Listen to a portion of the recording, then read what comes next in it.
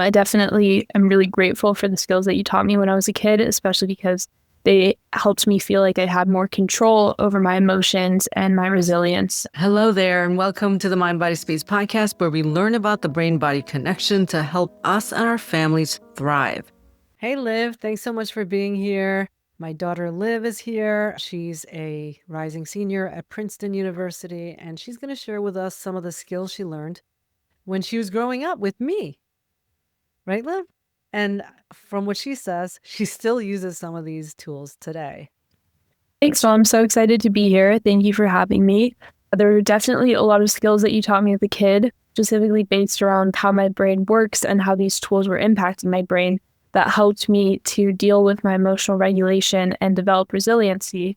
I used to do pre-professional ballet, and I also was in music a lot. So that resulted in a lot of recitals, dance and music. Throughout school, as many of you know, you have public speaking events or tests, and a lot of the time I would struggle with anxiety. So my mom taught me some really valuable brain-based tools that helped me to overcome this performance anxiety, and I still use them a lot today.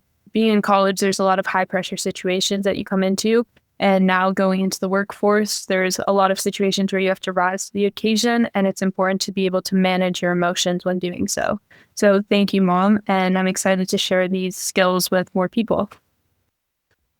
So one of the things I remember, Liv, one time you had a teacher who would give you mini quizzes, I think 5 times a week or something, and he really it tortured you, but at the same time, I think you learned a lot. And right before you used to go in, because it was like the first period of the day, we would talk about how you could pretend that it was a game when you were taking the quiz. And we also used the bubble exercise, right? The bubble visualization. Can you explain that a little bit? Yeah, definitely. I distinctly remember those quizzes. They were called the Fast Five in my physics class in high school. I actually remember you teaching me the bubble exercise when I was just in 3rd grade. My high school physics class was an opportunity to re-implement those skills that you had taught me before. Basically, the way that the bubble works is that when you sit down preparing to take a test, you imagine a clear bubble around you, kind of like a force field. And within this bubble, only focus and calm are allowed. So all other distractions like noises or people breathe heavily when they're taking a test, or like papers are turning and you can get really stressed by people moving faster than you. All of those distractions bounce off the bubble. This activity, and Mom, you can build off on this with the neuroscience, but it really activates your prefrontal cortex, which is the brain's CEO, and it helps you to filter out and improve your executive function. This particular tool helps you to train your selective attention, and you're literally strengthening pathways in the brain by blocking out irrelevant noise. So how useful do you think it was that you knew that it was actually your occipital lobe, or the area that you visualize and make sense of the visual world around you? How did that impact how effective these exercises were for you? Yeah, I think it makes a really big difference, because it's one thing to tell a kid like, oh, you can think of a bubble being around you, but understanding that your brain is actually activated and creating this visual of a bubble surrounding you and making you feel like safer and more calm. I think that understanding the power of the brain and the specific activation made me feel like I was actually doing something instead of just like thinking about making a bubble. It felt more real. Okay, that's awesome. I love that. So tell us, so it might sound a little complicated, but actually it was a very simple exercise, right? It was literally the ability to inhale and then exhale, imagining that bubble surrounding you, right? Can you recap on that? Yeah, for sure. It's a super simple exercise. I remember like as my teacher was handing out the test, I would just close my eyes, take 3 deep breaths, and imagine this force field being activated around my head and my desk and my body. And then by the time the test landed on my desk, I was already centered and really focused. And I think that this skill also relates to the other skill that we developed a lot, which is like visualization. And so even like the night before the exam, imagining myself taking those 3 deep breaths and activating my bubble really helped to make it more seamless when I was sat in the chair taking a test. Awesome. Thank you so much for sharing that. And let's also talk about the second part of the mental challenge of when you're taking a test, even when you're in the bubble. We often talked about you know, looking at going through the questions, and if you had issues with a question, to be able to kind of leave that and not revisit it or even think about it as you moved on to the next question. So the ability to let go of a question or a problem that you couldn't exactly solve was another mental skill we worked on, remember? Yeah, I definitely remember that. And I think from high level perspective, it goes back to a skill that you taught me when I was really little about your thoughts as clouds that kind of pass by and you don't get too attached to a thought. So taking that higher level understanding of the brain and how we process so many thoughts every minute and applying that to a test taking scenario, if I came across a question that I didn't understand, instead of getting caught up and spiraling into this series of thoughts that I didn't understand what was happening, I wasn't sure what to do, which then activates your fight or flight response where you kind of just want to move on or panic. Instead of doing that, you let the question pass by and say, I'm going to come back to that later. It's not an issue right now. I can keep moving on with things that I might know better. And then sometimes what your brain needs is just time to think about it. Instead of panicking and your brain shutting down, you're just processing and moving on and telling yourself that it's okay to come back to things. Oh, I love what you brought up just now, because when you let something go and you sort of let it germinate or, kind of on the back burner while you move on to the next question, literally your brain may not be exactly focused on that problem, but it's still solving in the background, right? So understanding those kind of brain processes absolutely helps you to be able to let go, right? What do you think about? Yeah, so I think that really helps me to think about and continuing on with an exam or a task at hand. As we were talking about, sometimes your brain just needs the time to process things, and your brain's capable of doing many different things at once. So just because I'm working on another question, it doesn't mean that it's totally forgotten about something I was stuck on. It could be solving that in the background. I think that's really empowering to understand that even if in a certain moment you don't know how to solve a problem, it doesn't mean that you can't solve it over time. And if you give yourself the room to breathe and not panic, because that's really the thing that will shut you down and stop you in your tracks, is this feeling of oh my gosh, I don't know what I'm doing. I don't know how to do this, which I've felt many times, as in for many of us have in many different situations. But having the ability to be aware that you don't know how to do something and be okay with that, I think is really valuable. Okay, so you would let a problem go. If you were going to let a problem sit for a while and come back to it later, you would make sure to put a few notes on there or to circle it so that you didn't forget to come back to that problem. And that way your brain could actually rest and feel relaxed that you weren't going to forget about something, right? Yeah, definitely. So I think circling something, making a note to come back to it, maybe jotting down a few ideas about how to solve something, and then moving on is really valuable.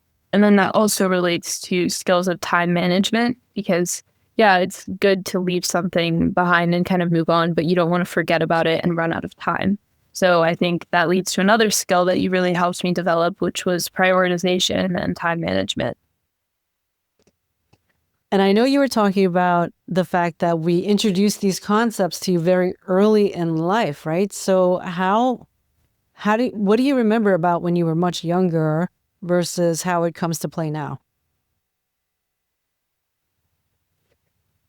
I mean, now it feels a lot easier to me because I've done it so many times. I've used these skills a lot. So, for example, if I have a final at school, I don't really need the 3 deep breaths to make a bubble. I just need 1.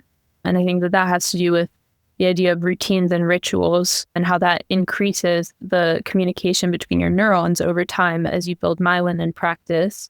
So these skills, when I was younger, sometimes I would need reminders to make my bubble or to learn about how to do time management. And obviously I still need reminders now, everyone needs reminders.